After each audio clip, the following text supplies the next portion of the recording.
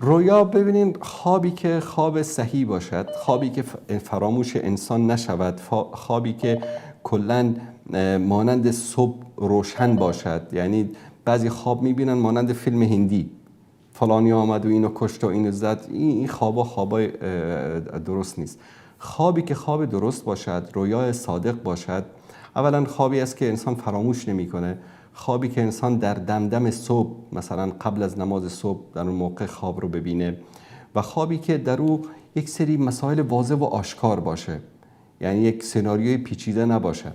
اینها اکثرا جزئی از نبوت محسوب میشه، به این معنی که نه به این معنی که وحی الهی است، نه به این معنی که کسی که این خواب رو ببینه نبی است، بلکه الله سبحانه و تعالی برای بندگان شایسته خودش، برای بندگان خوبش بعضی بشارت ها را میدهد یا گاهی اوقات انسان را بر حذر میدارد. به طور مثال شما قصد کردید که فردا سفر برید مثلا به هرات، شب میخوابید، خواب میبینید که مثلا یک گودال بسیار بزرگی است، در او مثلا آتش فراوانی است و شما بر لبه او ایستادید و میخواهید از اینجا بگذرید اما میترسید.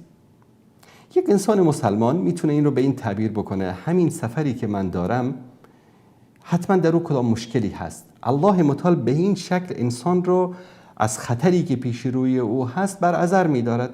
یا به طور مثال خواب میبینید شما قصد ازدواج دارید، به طور مثال قصد ازدواج دارید یا قصد دارید با یک نفری مثلا یک شراکتی تجارتی رو آغاز بکنید، شب خواب میبینید که در یک باغ بسیار زیبایی هستید، یک نهر بسیار زلال و صاف و پاکی در اونجا جریان دارد، از او آب میگیرید، یک کمی مینوشید.